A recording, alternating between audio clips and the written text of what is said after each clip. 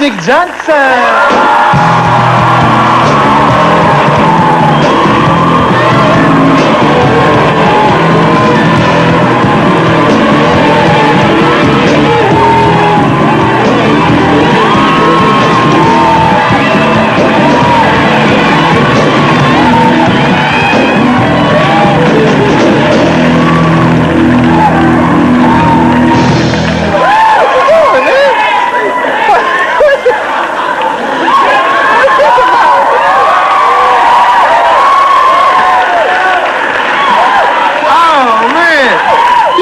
With Dolly Parton too long. Take my seat. I'm the MVP today, babe. You gotta give it up. Okay. Got to give it up. Matter of fact, why you get to have a Luther Vandross jacket? I didn't even get one. Well, this is something spontaneous. Luther is my favorite. Man, I that's know. my boy, too. I'm gonna give you up and Luther up, man. This is spontaneous, and he let me wear it just for the show. And I want to tell you something. This time when we go see Luther, don't sit next to me. Wait a minute. Okay, wait a minute. Wait. You be messing all the Luther songs up trying to sing. And you know nobody can sing like Luther or try to sing his songs. You know, he's right, too. And you know what's worse is I never know the words. You know? Because I be, when I eat the pears, tell me that you... And he be like, shut up, man, shut up. But you sing, too, during concerts. I don't like your seat. Come on. Wait, okay. I like my own seat back. And you know, you couldn't wear this jacket anyway. Why? It'd be like a halter on you. The sleeves are big. Yes, way up in there. This morning, he gonna be mad. I tore the jacket.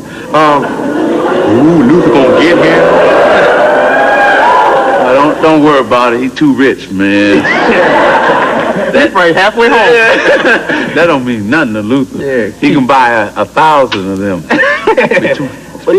Both of you, who's the rich? Oh, wait, Stina, don't start. All right, go ahead. You know all my work. Go ahead. I'm gonna let you do your job. Go ahead. Oh, let's talk about this morning, man. I was real proud watching you up there. And you mentioned Jim and Greta. And I was way on the side. I couldn't hear it. But you were talking about two people. Yeah, Jim and Greta Dart, she was my 5th grade teacher. And he was the basketball coach, and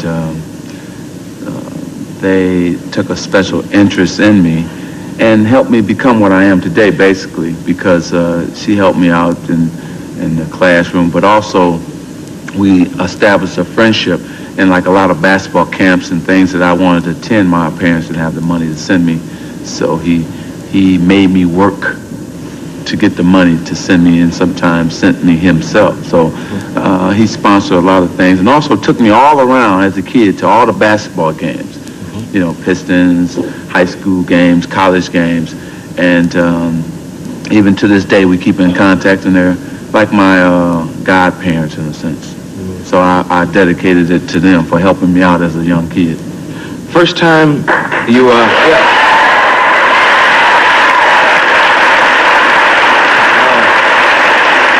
This one was for Jim and Greta. The first time you won it, it went to Dad. The second time you did something very strange. You dedicated it to Mom and yourself. Now, what was that about? Well, dedicated to my mother.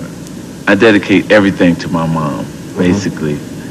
She's the lady who makes the household go. She was home more than my dad because my dad worked 2 jobs, and she's everything. She was a mom and a dad at the same time. And she's an excellent cook. And we be throwing down, oh man. I heard about you and them sweet potato pies. Oh my goodness. You think your butt and my butt big now? Sweet potato pie. It's that serious black ground. Yeah, buddy. But she really took care of me, and okay. And she's just a special lady, so I dedicate to her and myself, because I just did that because all the hard work I had put in to trying to improve to get better for that year. Yeah. This morning, I may be looking too deep into it, or maybe even projecting my own feelings. While I'm at this ceremony, Riley is in front of me, your coach, Pat Riley, he's in front of me, and I'm watching Jerry Buss and Jerry West and a lot of men named Jerry sitting around the room, and there seemed to be a different atmosphere than years before. There was like a bittersweetness. There was applause. Was there a thing where you won this and Pat's Coach of the Year, but still you didn't want to be off? Definitely. This was different ceremony for me because usually when I receive this award, I'm still playing. Mm-hmm. So now we get all the awards and we're out of it. You know, we're not in the playoffs. So it's been a tough 2 weeks for me. It's still tough now. This made it a little better, but I'd rather be playing right now, still in the playoffs. Yeah. And I think the atmosphere was like a good atmosphere, but an angry atmosphere at the same time, or frustrated atmosphere, because, you know, we always suspect to be there. Yeah. And then also the uncertainty of Coach Riley as well. I see, I've heard different rumors. He said with Jim Hill on the sports report that he might want to start to think about packing it up and spend more time with the family and have some fun and get out of the pressure cooker. I've heard other people say there's maybe some pressure being put on him to get out. Oh, will Riley be here next year? For the first time, I really can say I don't know. Mm-hmm. I mean, I know Coach Riley very, very well, and I could say yes, no, any other time. But because some players have been grumbling, there's been some things said in the press, for the first time I think that he's really considering not coming back. So some players with the Lakers haven't been happy with the coaching? I don't know exactly what it is. Mm-hmm. Maybe how they fit in the rotation, maybe it's minutes. I don't know exactly what it is because everybody didn't put their name in the paper. Everybody didn't come out front and say it was me and this is the reason. Yeah. Well, let's take a commercial and come right back and talk more. And I just saw your trophy over there. We'll grab that and show it to the people here. We'll be right back with more magic. These days, it's not that my magic having any problem driving to the basket. It's my magic having all kinds of trouble driving to the basketball game.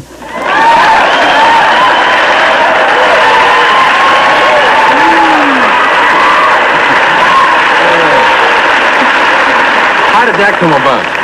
Well, it was funny because they had called Lon, my agent, and said they wanted to use her in a commercial. And he called me and said, "What do you think?" And I said, "Well, I don't know. You might have to ask her." So he called, my dad answered the phone. And my mother wasn't there, so he asked my father, he said, "What do you think about, your wife doing a commercial?" And he said, "Is she getting paid?" And my agent said, "Yes." He said,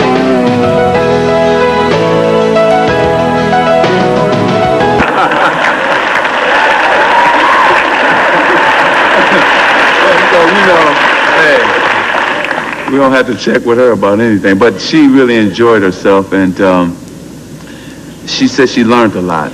And my mother is a people person. My father is quiet. He likes to stay back in the background, but my mother is right out front, and she enjoys to talk and just have a good time. I got her personality.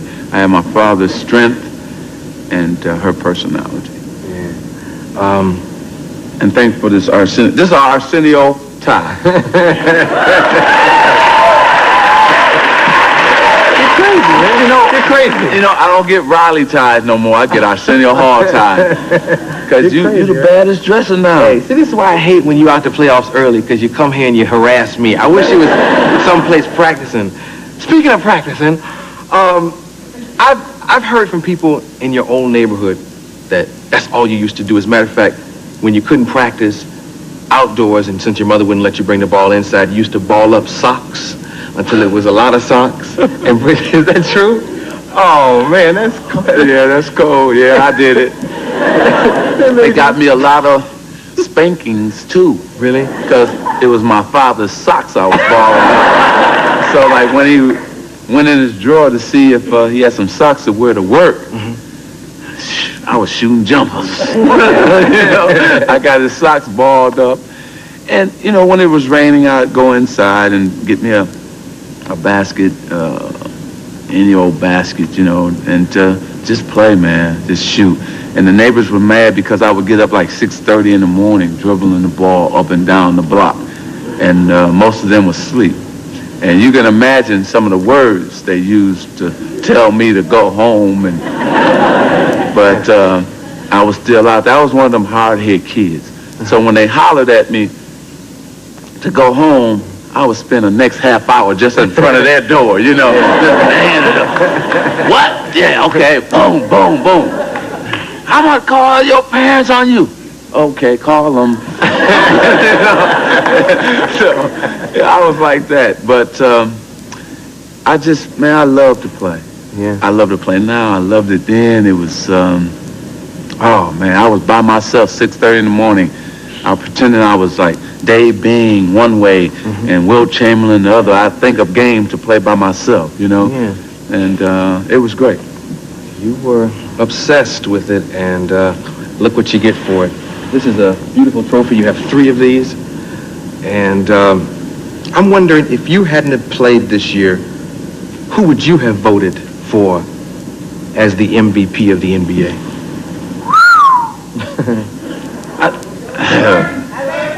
I think that Barkley had a fantastic year.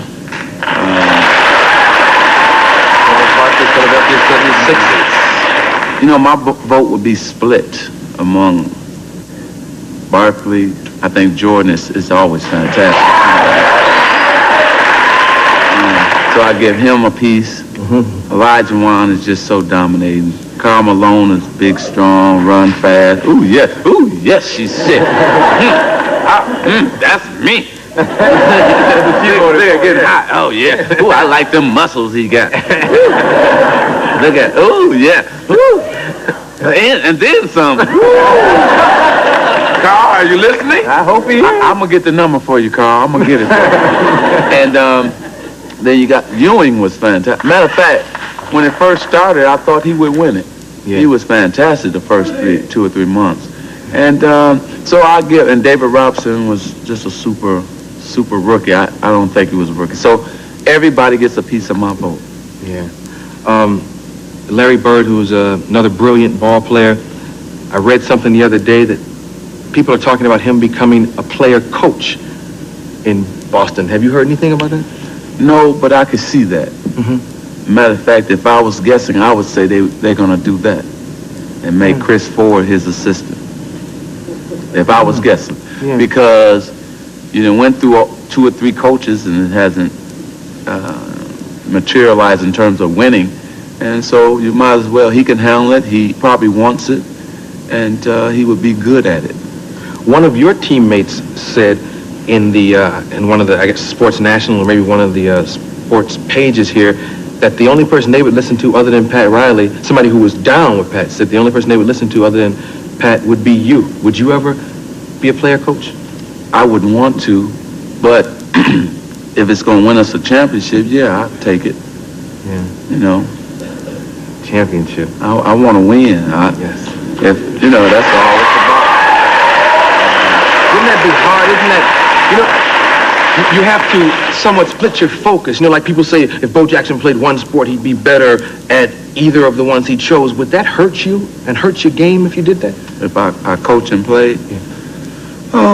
It would be tough because now you got to deal with the 11 other egos. Yeah. And see, then you got that's where the problem come in with the other guys.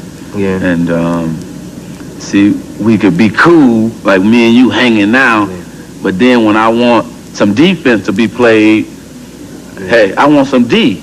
You know what I'm saying? Yeah. We ain't boys no more. Yeah. I'm the coach. Yes. Hey, play some D, Arsenio. I'll be, oh, hey, man, we tight, man, what's up? See, and I'll be saying, hey, sit the bench. So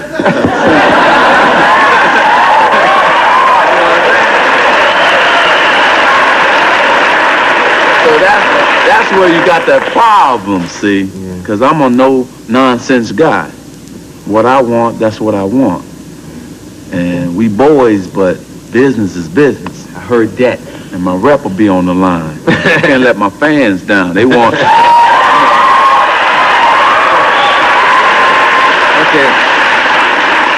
Wrapping this thing up, we talked a long time after the last game this thanks season. a lot. Yeah. For all that support, man. Well, and let me ask especially you, when I was down, I appreciate it. after we parted company, you seemed in pretty good spirits, but what went through your mind when you got home? When I got home, What did you do when you first walked in the house? I had to sit and just be in no lights, just total darkness, and just really reflect on what happened. Because I was still in disbelief. You know,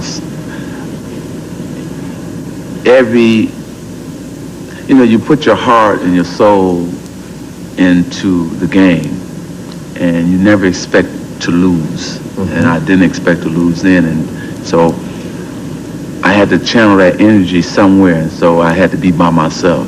And what must we do next year to make sure you're not sitting in the dark in the second round?